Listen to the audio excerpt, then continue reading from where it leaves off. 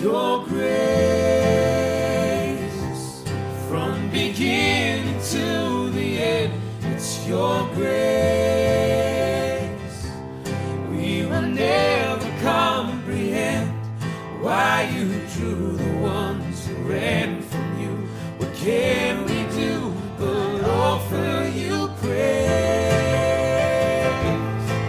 La semana pasada pudimos tomarnos un tiempo para evaluar, analizar y comprender con mayor profundidad el llamado del Evangelio. ¿Sí? Fue un tiempo especial justamente porque pudimos compartir y analizar juntos la palabra de Dios. Necesitamos tener claridad acerca del Evangelio. No solamente llenarnos de la doctrina correcta, sino también de la aplicación correcta. Miren, Jesús lo expresó así, ¿sí? Por sus frutos serán conocidos. En otra parte dice, el que hace la voluntad de mi Padre entrará en el reino de los cielos. El que me escucha y lo pone por obra, lo compararé a un hombre prudente que edificó su casa sobre la roca, ¿sí? Así que debemos continuamente hacer una pausa y considerar los frutos que estamos produciendo. Dicho de otra forma, evaluarnos cómo nos afecta el exponerlos a la palabra. Jesús nos dijo, por lo que ustedes piensen que saben, van a ser conocidos. No, por sus frutos van a ser conocidos. Así que nunca el criterio de evaluación es por cuánto sabemos o decimos saber, o por cuánto aparentamos ser, ni tampoco por los que dicen los demás. No sea que nos hallemos como el árbol que a la distancia, el árbol de higos que a la distancia parece que tiene frutos, pero cuando Jesús se acerca simplemente no encuentra nada.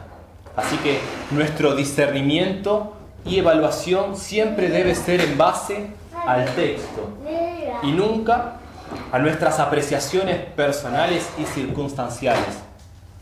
Dicho de otro modo, sé que el texto afirma tal cosa, uno puede decir, pero como no estoy a la altura, mejor bajo el estándar de la palabra de Dios para así yo no quedar expuesto. Hermanos míos, que el Señor nos libre de caer en esta tentación y su palabra siempre sea exaltada. Romanos 3:4 dice, sea Dios veraz y el hombre mentiroso. Entonces siempre debemos estar levantando la verdad de las Escrituras y aunque en algunas áreas nosotros nos veamos en falta, sea Dios veraz y el hombre mentiroso.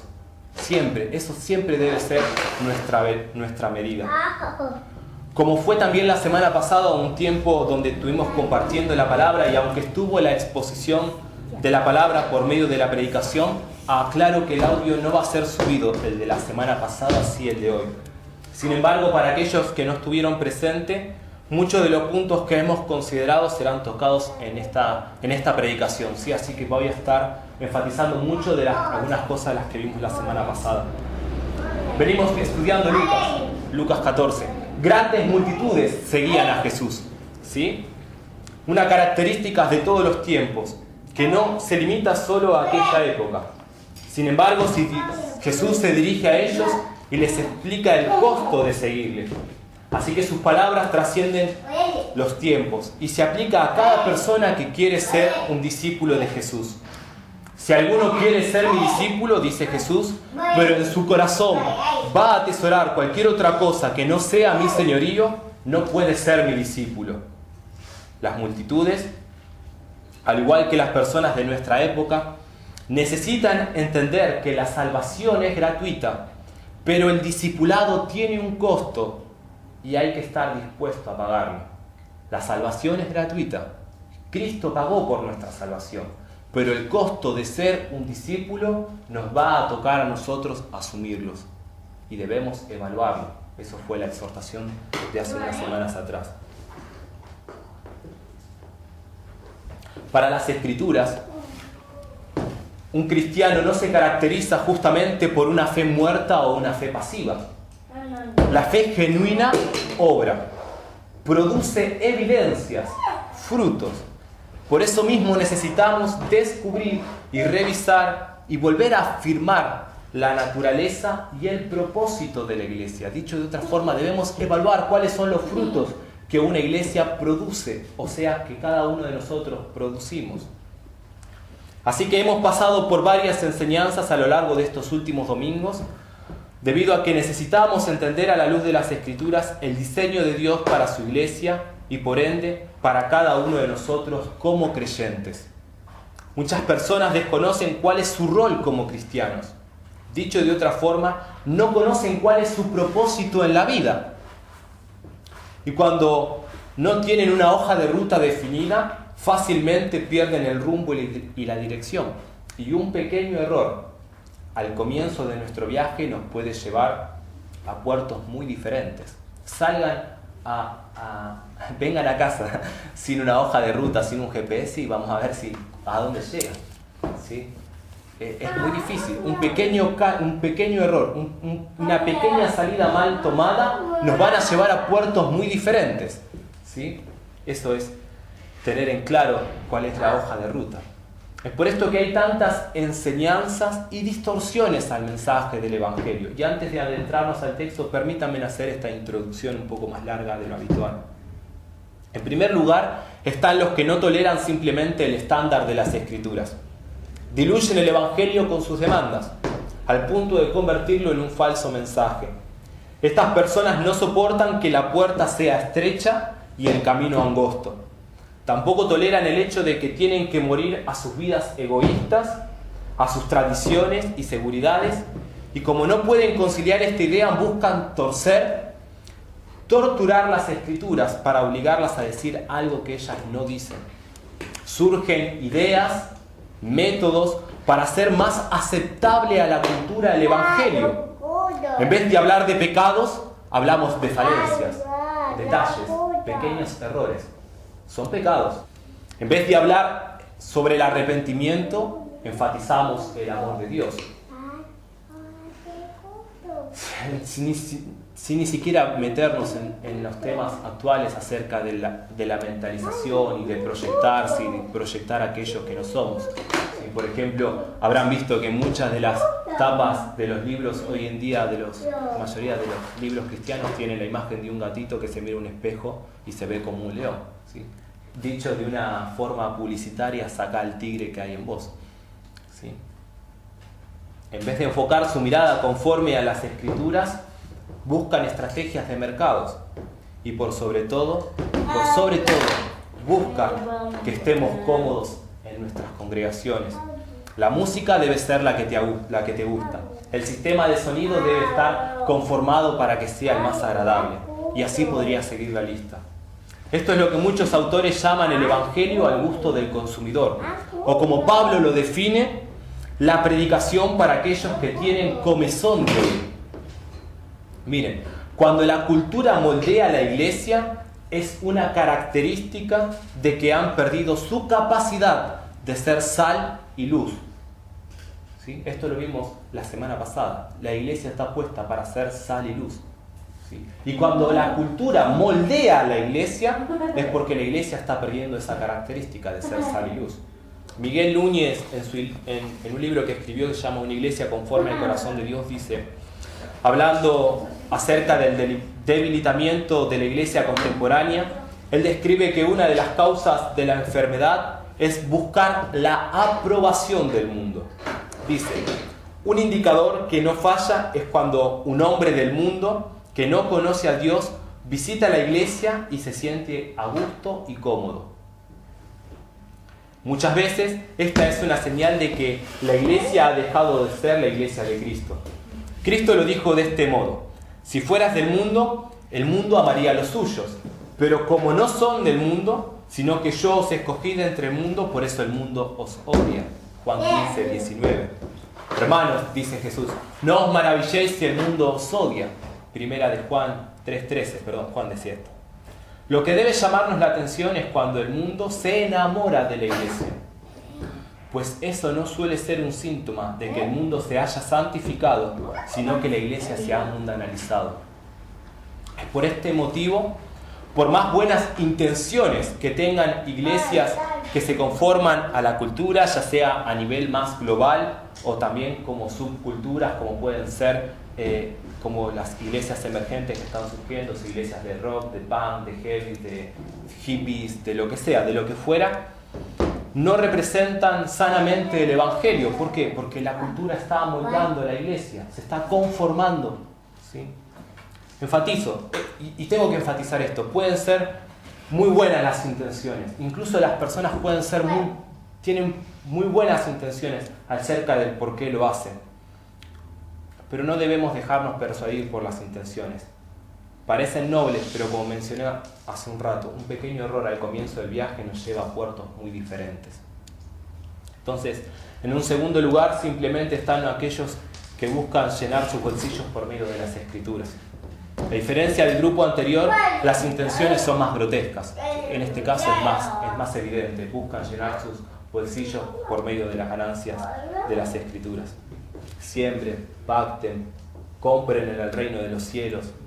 Y al igual que en la época de la Reforma, con la diferencia que quien pregona estas herejías ya no es la iglesia de Roma, sino que ahora es la iglesia evangélica. Y en vez de vender perdón para las almas, ahora se venden bendiciones. Y en vez de llamarlas indulgencias, las llamamos siembras. ¿Sí? Sigue a Cristo y vas a poder prosperar en todo. Sigue a Cristo y tú y tu familiar van a ser sanos. O tu economía va a mejorar. Sigue a Cristo. No hace falta que abandones tus pecados. Él sabe, Él tiene compasión de ti. Él sabe que sos un ser humano. Él conoce tus debilidades. Cristo se hizo débil igual que vos. No luches con tus pecados. Entonces, miren, hermanos, y enfatizo, no se dejen arrastrar. Prueben los espíritus, vean los frutos, examinen los modos de andar e imiten a aquellos que se conforman a la sana doctrina. Pero no tomen todo como sano. Tengan discernimiento. Por esto es la introducción un poco más larga de lo normal. Tengan un discernimiento. Esto es lo que Jesús nos está llamando. No todo aquel que me dice Señor, Señor entrará al reino de los cielos. No todo aquel que quiera ser mi discípulo está dispuesto a pagar el precio. Debemos mirar qué es lo que Jesús enseña de cuál es el camino angosto, cuál es la puerta estrecha y esforzarnos por pasar por ella. Son tiempos difíciles y vamos a tener que lidiar con ellos y debemos exaltar las Escrituras en estos tiempos. Es por este motivo que iniciamos esta serie de mensajes. Debemos buscar, entender, profundizar y apropiarnos de la mentalidad de las Escrituras. Continuamente yendo al texto, continuamente mirando las Escrituras y comprobando, corroborando si nuestros pensamientos se ajustan a ellas o no. No os conforméis a este siglo, dijo Pablo en Romanos 12:2, sino transformados por medio de la renovación de vuestro entendimiento, para que comprobéis cuál sea la buena voluntad de Dios, agradable y perfecta. En medio de tanta crisis, la luz de la suficiencia de las Escrituras debe brillar, no solo en nuestra sociedad en decadencia, principalmente en nuestra vida. Las Escrituras deben ser suficientes para nosotros en primer lugar. Y esto significa que nosotros debemos amoldar nuestros pensamientos conforme al texto y no al texto conforme a nuestros pensamientos. Debemos sujetarnos al texto. Las Escrituras deben ser suficientes para cada uno de nosotros. Hermanos, no sean ingenuos. Las Escrituras también nos enseñan acerca de que el diablo, como león rugiente, está buscando a quien devorar. ¿Saben cuál es el problema con esta cita de Primera de Pedro? Es que no la entendemos. No la entendemos. No nos diríamos de una manera muy argentina, no nos cae la ficha. ¿Saben cómo opera el diablo? ¿Saben cómo persuade? ¿Saben cómo busca distraernos, desviarnos? ¿Acaso piensan que se va a presentar un día a las puertas de la iglesia o a las puertas de tu vida diciendo, discúlpame, yo soy el diablo, pero antes de que me ataques, déjame que exponga mis argumentos por los cuales puedo persuadirte? No, las Escrituras son claras. Pablo dice, se viste como un ángel de luz.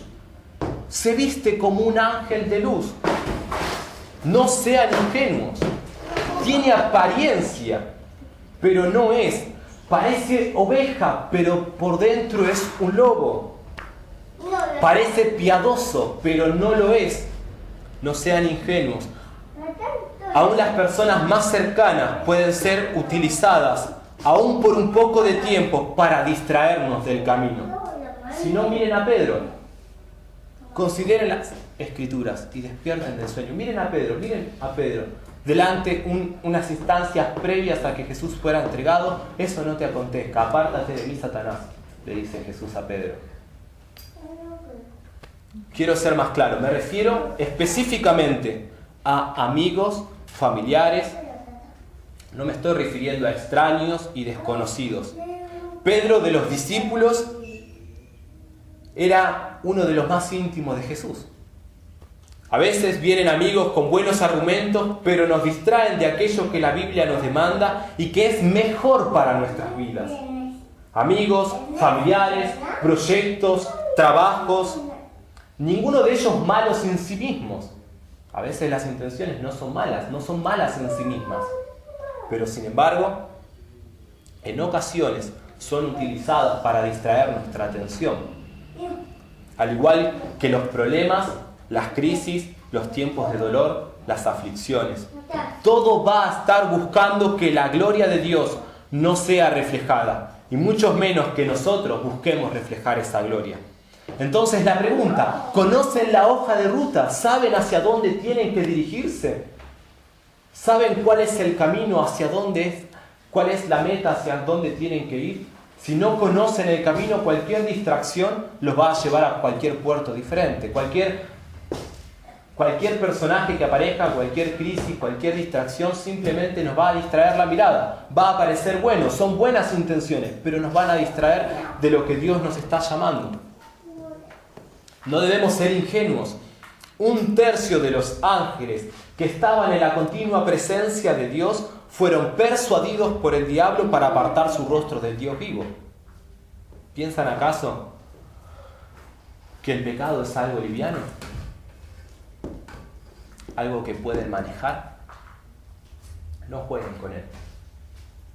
Los ángeles no escaparon. ¿Están acaso ustedes mejor parados que ellos? ¿Sí? No jueguen. Entonces, ¿cómo podemos ver y entender esta hoja de ruta? O mejor dicho, ¿cuál es esta hoja de ruta? ¿Qué es lo que el Señor quiere de mí?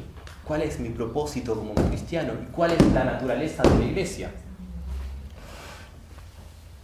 Empezamos a responder estas preguntas por medio de textos como Efesios y definimos o comenzamos a comprender el plan eterno de Dios. ¿Cuál es el plan eterno de Dios?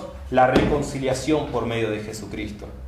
Por medio de Mateo 28 entendimos que todos los creyentes están llamados a cumplir el llamado de la Gran Comisión. Este llamado consiste en anunciar el Evangelio de Jesucristo y hacer discípulos a todas las naciones.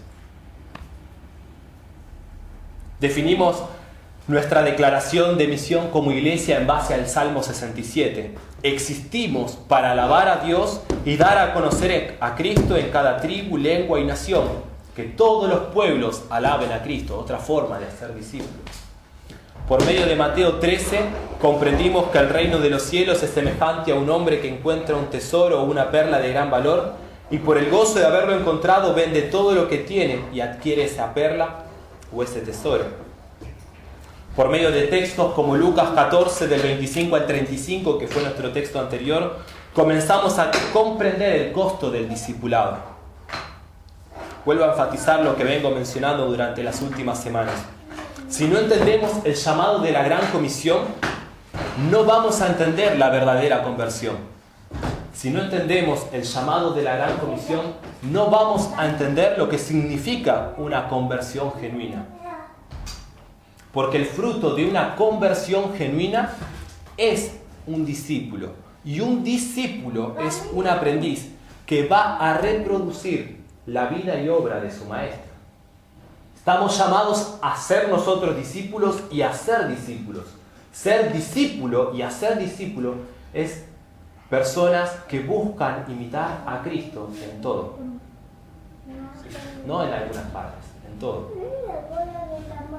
No debemos olvidarnos el propósito de la redención.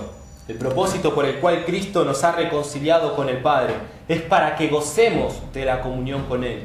Y en ese disfrute y en esa satisfacción somos moldeados conforme a Cristo.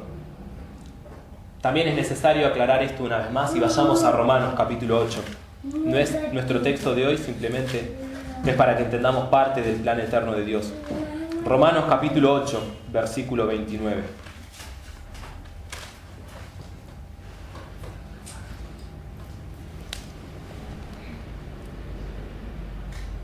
Porque los que antes conoció, también los predestinó para que fuesen hechos conforme a la imagen de su Hijo, para que Él sea el primogénito entre muchos hermanos. Parte del plan eterno de Dios y otra forma en la que el Hijo es glorificado es por medio de que criaturas imperfectas como nosotros crezcamos o seamos conformados a la imagen de Cristo. Ahora, miren su texto, ¿sí? Romanos 8, 29. Miren la primera parte. Porque a los que antes conoció, también los predestinó para que fuesen hechos. ¿Sí? Los predestinó, hagamos un paréntesis ahí. Esto es el plan eterno de Dios. Un plan que Dios determinó desde antes de la fundación del mundo. Los que antes conoció, también los predestinó. Pero presten atención a los para qué del texto. El plan eterno de Dios es para qué. Para que fuésemos hechos conforme a la imagen de su Hijo. ¿Para qué? Para que Él sea el primogénito entre muchos hermanos. Así que de esto no debemos olvidarnos.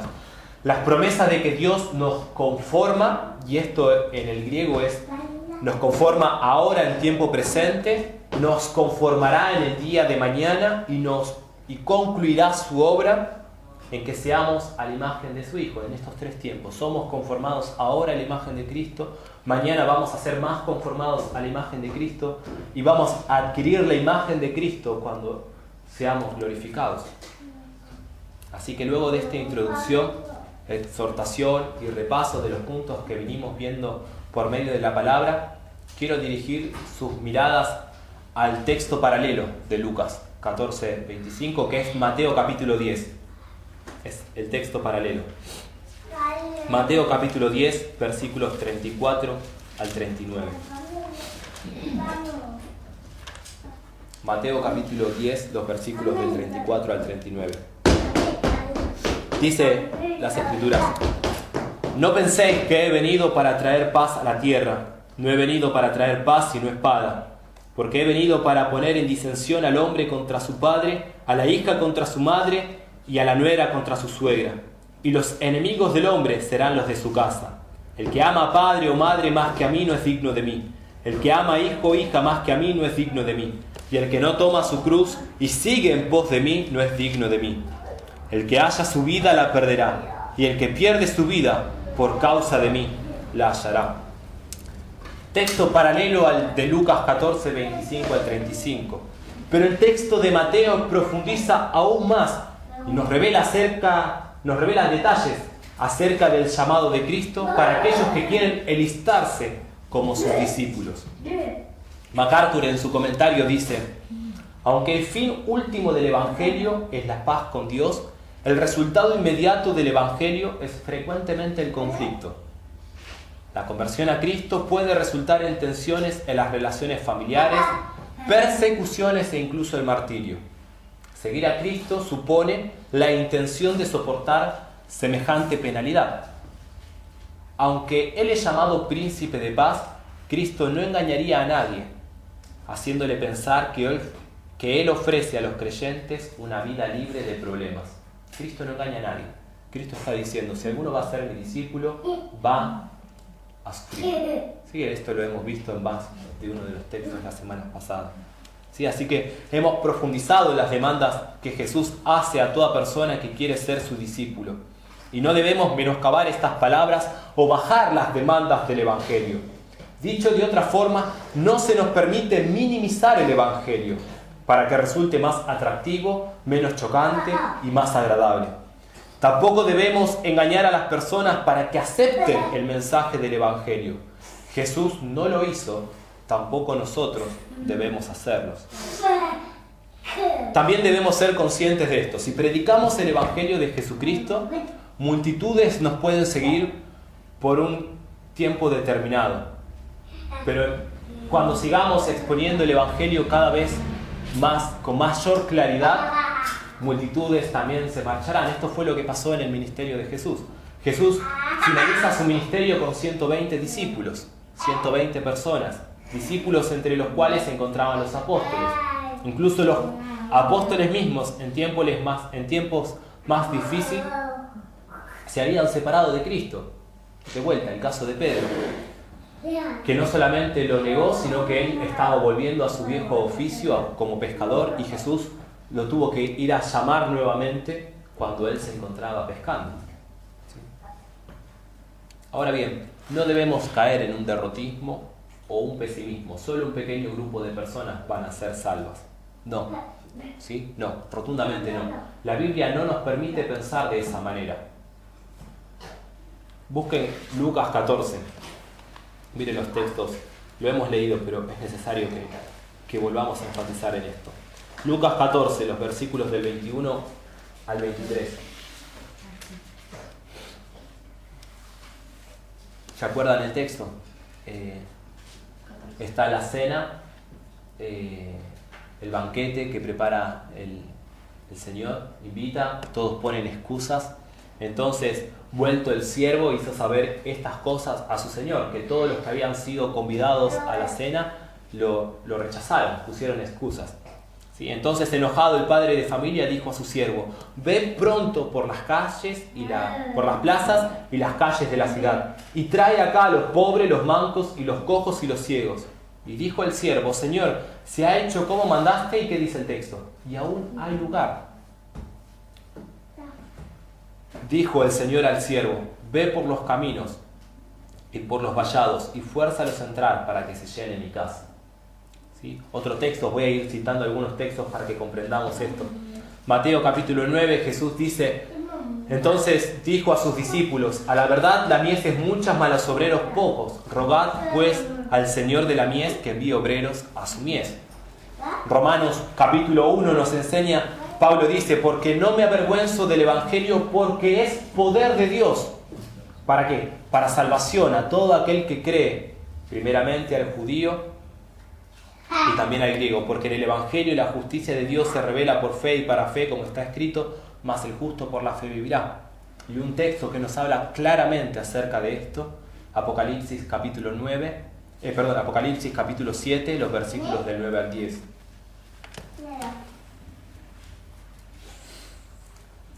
Dice Apocalipsis 7, los versículos del 9 al 10.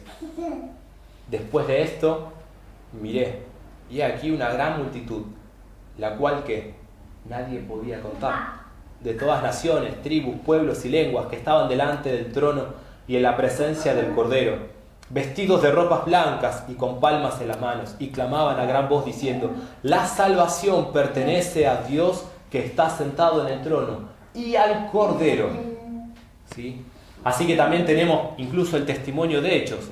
Hechos nos relata cómo en cuestión de semanas un gran avivamiento comenzó con los discípulos. 120 fueron los discípulos que terminaron con Jesús. Leen capítulo Hechos, los primeros 7 capítulos. Y luego del primer discurso de Pedro, incluso cerca de 3.000 personas, cerca de 3.000 hombres, sin contar mujeres y niños, fueron bautizados y pasaron a ser discípulos de Cristo. Así que debemos tener un equilibrio, un sano equilibrio entre ir, predicar y hacer discípulos, con no diluir las demandas del Evangelio, no diluir el mensaje del Evangelio. Debemos tener un equilibrio. No se nos permite pensar quiénes son los que han de ser salvos, puesto que Dios los añade, pero debemos examinar los frutos, discernir el cuerpo, quiénes son creyentes y quiénes no. No sabemos quiénes son los que han de ser añadidos a la iglesia, pero debemos examinar. Las multitudes que nos siguen y las multitudes que se van, debemos tener un equilibrio. Nuestra atención debe estar puesta en lo que Dios nos convocó como iglesia y como creyentes. Lo podemos expresar como Pablo se lo dijo a Timoteo: te encarezco delante de Dios y del Señor Jesucristo, que juzgará a los vivos y a los muertos en su manifestación y en su reino, que prediques la palabra. que instes a tiempo y afuera de tiempo, redarguye, reprende, exhorta con toda paciencia y doctrina. Segunda de Timoteo 4, del 1 al 2. ¿Sí? Entonces debemos ser fieles al mensaje encomendado. Esa es nuestra atención, nuestro llamado. Vamos a rendir cuentas delante de Dios de cómo hemos predicado su palabra, cómo hemos expuesto su palabra, el tiempo y la diligencia. Eso es lo que Pablo le encomienda a Timoteo. Te encarezco delante de Dios, que juzgará a vivos y muertos, que prediques la palabra, que instes a tiempo y fuera de tiempo, reprende, redarguye. Eso es lo que es lo que el Señor va a examinar de nuestras vidas. Predicaron el Evangelio, predicaron la palabra con toda paciencia, con toda doctrina, reprendieron, redarguyeron, exhortaron a tiempo y fuera de tiempo, fueron diligentes en predicar la palabra. Volvamos al texto de Mateo, capítulo 10, del 34 al 39.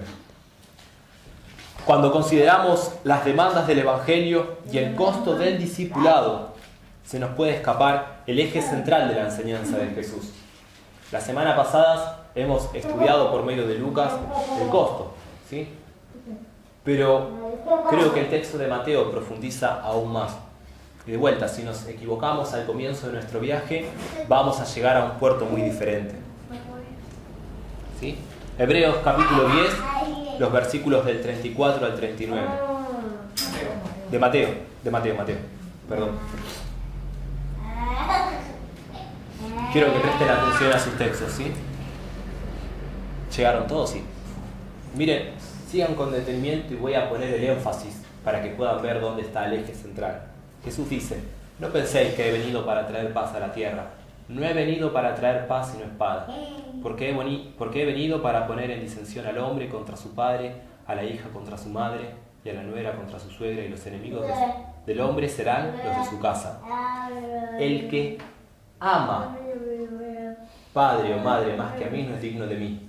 El que ama hijos o hija más que a mí no es digno de mí. Y el que no toma su cruz y sigue en pos de mí no es digno de mí. El que haya su vida la perderá, y el que pierde su vida por causa de mí la hallará. La clave del discípulo es el amor hacia Cristo. Esa es la clave del discípulo. Esto también nos lleva a entender las evidencias de una conversión genuina. Un discípulo de Cristo es una persona que ama a Cristo por encima de todo lo demás, incluso su propia vida.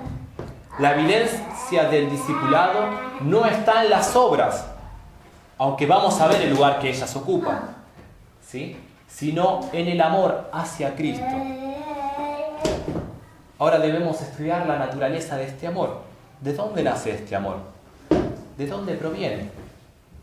En primer lugar, tenemos que entender el corazón del ser humano. Romanos capítulo 3, los versículos 10 y 11 dice, como está escrito: no hay justo ni aun uno, no hay quien entienda, no hay quien busque a Dios. Efesios capítulo 2, vayan a sus Biblias, Efesios capítulo 2. Efesios capítulo 2, versículos del 1 al 3.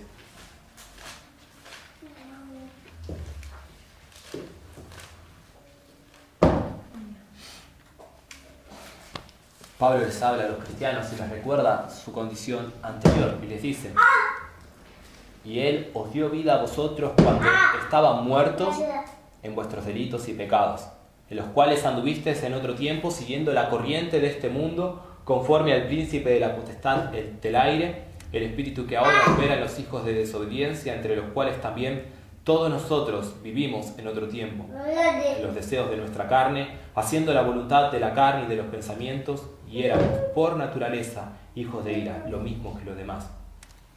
Pablo es claro: todos estábamos muertos en nuestros delitos y pecados. Romanos, odiábamos a Dios, no lo buscamos.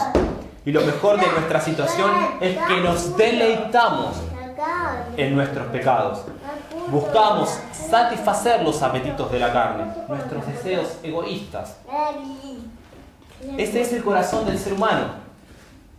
Ahora debemos entender la naturaleza hacia el amor por Dios. El texto de Efesios nos dice: ¿quién es el que nos dio vida? Y Él os dio vida. Dios nos dio vida. Y Él os dio vida cuando nosotros estábamos en esta condición. Primera de Juan 4:7 dice: amados, amémonos unos a otros porque el amor es de Dios. Todo aquel que ama es nacido de Dios y conoce a Dios. Juan capítulo 1, versículos 12 y 13. Mas a todos los que le recibieron, a los que creen en su nombre, les dio potestad de ser hechos hijos de Dios, los cuales no son engendrados de sangre, ni de voluntad de carne, ni de voluntad de varón, sino de Dios. El testimonio a lo largo de las Escrituras es evidente. No es mi intención incluso ahora dedicarme a cada pasaje. Para aquellos que se han incorporado hace poco a la iglesia o nos están escuchando también por primera vez, los animo a escuchar la serie de mensajes sobre la regeneración y santificación que hemos hecho hace un tiempo. Incluso pueden consultarnos acerca de otros recursos. ¿Sí? Les hago una pregunta a todos. ¿Cuál es el gran mandamiento de la ley? ¿Cuál es el gran mandamiento de la ley? Amar a nuestro prójimo. Vayamos a Mateo 22. Dame 24 años. Mateo 22, 34 al 40. Vamos a ver los versículos. Los fariseos, entonces dice la palabra, los fariseos, oyendo que había hecho callar a los saduceos, se juntaron a una. Y uno de ellos, intérprete de la ley, preguntó para tentarle, diciendo: Maestro, ¿cuál es el gran mandamiento de la ley? Jesús le dijo: amarás al Señor tu Dios con todo tu corazón, con toda tu alma y con toda tu mente. Este es el primero y grande mandamiento. Y el segundo es semejante: amarás a tu prójimo como a ti mismo. De estos dos mandamientos depende toda la ley y los profetas. Ahora quiero que se detengan a pensar en esto por unos segundos y no pasen el texto ni las implicaciones por alto. Dios demanda de cada uno de nosotros que lo amemos con todo nuestro corazón, con toda nuestra alma y con toda nuestra mente. Dios demanda todo de nuestra adoración. Dios demanda que nuestra satisfacción esté en Él. Ese es el gran mandamiento. Amarás a Dios, amarás al Señor tu Dios con todo tu corazón, con toda tu alma, con toda tu mente. Jesús lo dijo, se les dirigió a los fariseos en Juan 8:42 y les dice: si vuestro Padre fuese Dios, ciertamente me amaría, porque yo de Dios he salido y he venido, pues no he venido de mí mismo, sino que Él me envió. Vayan a Jeremías, capítulo 2. Jeremías, capítulo 2, versículos 11 y 13. Miren lo que dice el profeta, o el Señor hablando por medio del profeta. ¿Acaso alguna nación ha cambiado sus dioses, aunque ellos no son dioses? Sin embargo, mi pueblo ha trocado su gloria por lo que no aprovecha. Espantaos cielos sobre esto y horrorizaos, desolaos en gran manera, dijo Jehová, porque dos males ha hecho mi pueblo. Me dejaron a mí fuente de agua viva y cavaron para sí cisternas rotas que no retienen agua. Dios define la maldad del pueblo de Israel en los tiempos de Jeremías. En primer lugar, Dios mismo se define como una fuente de agua viva. ¿Qué debían hacer las personas? Debían gustar de esta fuente, beberla, avisar a otros de sus delicias. Sin embargo, el pueblo de Israel cometió dos grandes males. Probó esta fuente y lo rechazó, y la rechazó. Dejaron a Dios. Pero el segundo mal que hicieron fue cavar cisternas para sí, cisternas rotas que no retienen agua. Estas cisternas rotas que no retienen agua las podríamos agrupar en la misma manera que Jesús las relacionó. Las relaciones sociales, la seguridad en los bienes temporales y la vida centrada en uno mismo. Esas son las cisternas rotas. Jesús dijo: el que ama padre o madre más que a mí no es digno de mí. El que ama hijo o hija más que a mí no es digno de mí. Y el que no toma su cruz y sigue en pos de mí no es digno de mí. Y Lucas 14, vimos en los textos paralelos, si alguno viene a mí y no aborrece a su padre, madre, mujer, hijos y hermanos y hermanas, aún también su propia vida, no puede ser mi discípulo. El que no lleva su cruz y viene en pos de mí no puede ser mi discípulo. Así pues, cualquiera de vosotros que no renuncia a todo lo que posee, no puede ser mi discípulo. Estas son las 3 cisternas rotas que el hombre ha cavado para sí mismo.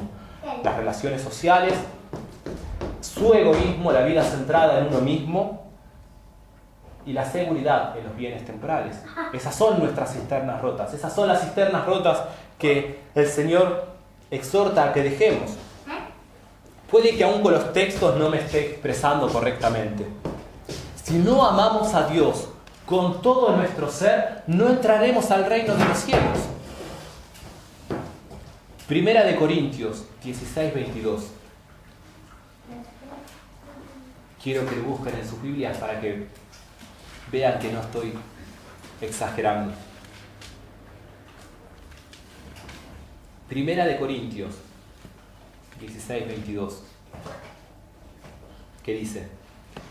El que no amare al Señor Jesucristo sea anatema. ¿Entienden las implicaciones de lo que estoy diciendo, de lo que estoy exponiendo? El alma que no amare al Señor Jesucristo sea anatema. El Señor viene. El Señor viene. Debería pesar nuestros corazones. Deberíamos hacer un parate acá mismo y pensar: amo al Señor con todo mi corazón, con toda mi mente, con toda mi alma, porque el alma que no amare al Señor Jesucristo sea anatema, sea apartado por Dios, sea maldito por Dios. Detengan su atención por un momento en esto. En primer lugar, nuestro amor por Dios no nace de nosotros. Esto siempre debe estar claro. Nuestro amor por Dios no nace de nosotros, proviene de Dios. Juan 14:15 dice: si me amáis, guardad mis mandamientos. Nuestro amor por Dios no nace de nosotros, proviene de Dios. Y en este texto de Juan 14:15, Jesús nos está diciendo, nos está mostrando, mejor dicho, nos está describiendo el efecto, mejor dicho, del amor, no la esencia del amor. Primero está el amor, después está el efecto. La obediencia no es lo mismo que el amor. Las obras no es lo mismo que el amor. Dicho de otra forma, ¿qué acontece primero?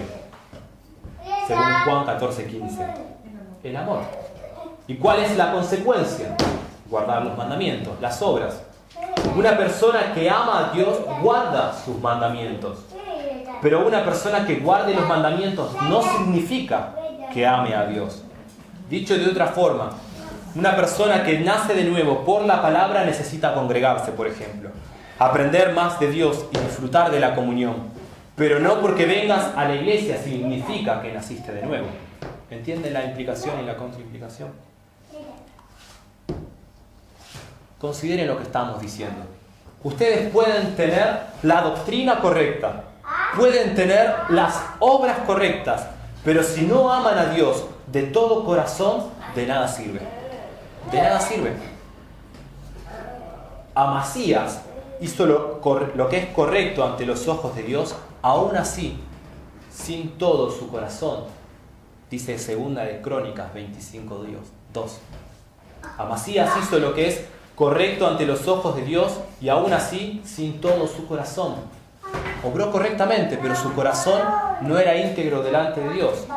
¡Qué terrible! Externamente obrando bien, agradando incluso los ojos de Dios, pero no de todo corazón. Solo hay 2 categorías. La cita fue de segunda de Crónicas 25:2, para que después lo busquen en sus casas, ¿sí? Solo hay 2 categorías. O eres un buscador de Dios o no lo eres.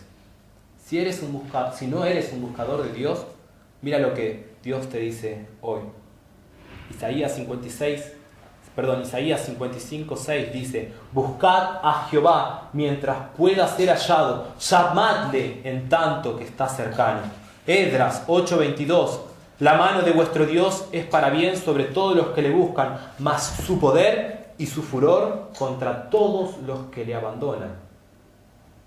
puede que tu corazón, engañoso como es, quisiera escapar de estas palabras. Oh amigo, te animo a que consideres estas palabras. No permitan que sus pensamientos nublen la verdad de las Escrituras. Hay un tiempo donde puede ser hallado y hay un tiempo donde ya no. Cristo viene por su iglesia, viene como un rey montado en su caballo, dispuesto a reinar, dispuesto a matar a sus enemigos. Sus vestiduras blancas, describe el libro de Apocalipsis, están manchadas con la sangre de sus enemigos. No van a poder evitar ese día. Así que no coqueteen más. No se burlen de su misericordia. Porque va a venir un día donde rogarán que las montañas los aplaste para no estar delante de su presencia. Y créanme, por más que el Himalaya los aplaste, van a estar delante de la presencia de un Dios santo y justo. Va a haber un tiempo donde la gracia común va a ser quitada y la única gracia que va a permanecer es la gracia que es por medio de Jesucristo.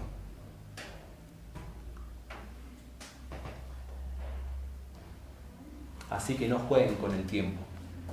No jueguen con el tiempo. No son eternos. Este día se acerca. El Señor viene, dice Pablo. La palabra enseña, el Señor viene. Tienen una sola alma y esa es eterna. Dios está presionando para que decidas. Él no va a ser ignorado. No pueden seguir oprimiendo el botón de silencio en sus corazones. Tienen que responderle a Él. ¿Amas a Cristo? Es la pregunta. ¿Más que a todo lo demás? ¿Con todo tu corazón? ¿Con toda tu mente? ¿Con toda tu alma? Déjenme decirles algo más. Lo único que exponen textos como estos que estoy mencionando son nuestras faltas, nuestra bancarrota. Estamos en quiebra. ¿Quién de ustedes puede decir yo amo a Cristo con todo mi ser? Honestamente.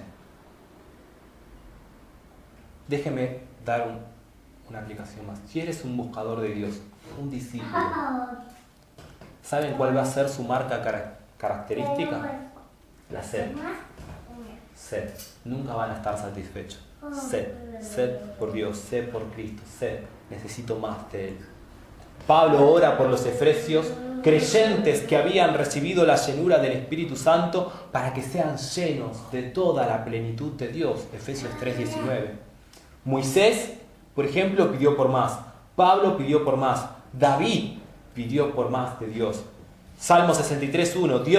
Dios mío eres tú, de madrugada te buscaré. Mi alma tiene sed de ti, mi carne te anhela, en tierra seca y árida donde no hay agua. Sed, plenitud en Él, un hambre que despierta, que inquieta. Si eres un discípulo genuino vas a estar batallando por este gozo, por esta satisfacción en Él. Necesito más de Él. Deuteronomio 4:29 dice: mas si desde allí buscares a Jehová tu Dios, lo hallarás, si lo buscares de todo tu corazón y de toda tu alma. La razón por la que no encuentras a Dios, a pesar de que lo estás buscando un poco, es porque todavía estás sosteniendo algo. Amás algo más que a Cristo. Algo estás reteniendo, algo está reteniendo tu corazón, o mejor dicho, algo está reteniendo, algo estás sujetando. No encontrás todavía la satisfacción plena en Dios porque tu corazón todavía algo está aferrándose. Déjenme explicarles cómo obra el Evangelio. Ustedes, todos nosotros hemos estado expuestos por medio de la palabra, ¿sí? Todos hemos quedado en evidencia de que estamos en una bancarrota delante de Dios. Isaías 55, los versículos del 1 al 7. Isaías 55. A todos los sedientos, venid a las aguas, y los que no tienen dinero, venid, comprad y comed. Venid, comprad sin dinero y sin precio vino y leche. ¿Por qué gastáis el dinero en lo que no es pan y vuestro trabajo en lo que no sacia? Oídme atentamente y comed del bien, y se deleitará vuestra alma con grosura. Inclinad vuestro oído y venid a mí. Oíd y vivirá vuestra alma, y haré con vosotros pacto eterno. las misericordias firmes de David. He aquí, yo lo di por testigo a los pueblos, por jefe y por maestro a las naciones. He aquí, llamarás a gente que no conociste, y gente que no te conocieron correrán a ti, por causa de Jehová tu Dios y del Santo de Israel, que te ha honrado. Buscad a Jehová mientras pueda ser hallado, llamadle en tanto que está cercano. Deje el impío su camino y el hombre inicuo sus pensamientos, y vuélvase a Jehová, el cual tendrá de él misericordia, y al Dios nuestro, el cual será amplio en perdonar. Jesús lo dijo de una manera similar. Mateo 5:3. Bienaventurados los pobres en espíritu, porque de ellos es el reino de los cielos. Llamado del Evangelio es a que renuncien a sus cisternas rotas. Mírenlas, compárelas con la hermosura de Cristo, con esta fuente inagotable. Son inútiles, no aprovechan para nada, su sabor es amargo, su sabor es pasajero. Pero Cristo, Él es eterno, Él es precioso, su belleza es incalculable, el placer de su comunión es indescriptible. Juan capítulo 7, versículos 37 al 38, dice: en el último y gran día de las fiestas, Jesús se puso de pie y alzó la voz diciendo: si alguno tiene sed, venga a mí y beba. El que cree en mí, como dice las Escrituras, de su interior correrán ríos de agua viva. Beban de Cristo, Él es la fuente eterna. Créame, ustedes sabrán cuando están bebiendo de esta fuente, porque nunca se van a querer apartar de ella. Nunca van a querer beber otra fuente. Nunca van a querer cavar cisternas rotas nuevamente. Algunos sedientos por causas de sus pecados vienen a esta fuente y se zambullen como si fuese una piscina. Es como encontrar un oasis luego de peregrinar errante, mejor dicho, al punto de la muerte. Pero otros, por causa del pecado y del dolor de la experiencia, con sus manos temblorosas comienzan a beber de a poco. Pero nadie que probó de esta fuente se apartó de ella. Al contrario, permanecieron, profundizaron aún más, saciaron, buscaron satisfacerse aún más en esta fuente. Y este es el llamado del Evangelio. Vuelvan a Cristo, mírenlo a Él, corran a Él, arrepiéntanse. Si han cavado cisternas rotas para sí mismos, ya sea sus familiares, sus amigos, sus amistades, si han cavado cisternas rotas en la seguridad, en los bienes económicos, o si han cavado cisternas rotas en vidas centradas a su propio egoísmo, arrepiéntanse y vuelvan a Cristo, miren a Cristo, vuelvan al Dios vivo y beban de esa fuente. Ese es el llamado del Evangelio. Oramos. Padre amado, Señor, te damos gracias por tu palabra, Señor. Te rogamos, Padre, que nos ayudes, Señor, a beber de tu fuente, Señor, a beber de Cristo, a venir a Él, a arrepentirnos de nuestras obras, al arrepentirnos, Señor, de haber cavado para nosotros mismos cisternas rotas, Señor. Buscar satisfacción en lo que no es tuyo, Señor. Señor, te ruego que nos despiertes, Padre. Señor, también te ruego que nos muestres el camino por el cual debemos andar, Señor, por medio de tu palabra, Señor. Ayúdanos, Señor, a que las distracciones de este mundo, las distracciones de lo temporal, Señor, no distraigan nuestra atención de tu gloria, Señor, de lo que nos has llamado a ser como discípulos tuyos, Señor. Señor, guíanos a toda verdad, guíanos a toda justicia, Señor. Tu palabra es la verdad, Señor. Gracias, Padre. En tu nombre oramos, Jesús. Amén. It's your grace from beginning to the end. It's your grace. We will never comprehend why you drew the ones who ran from you. What can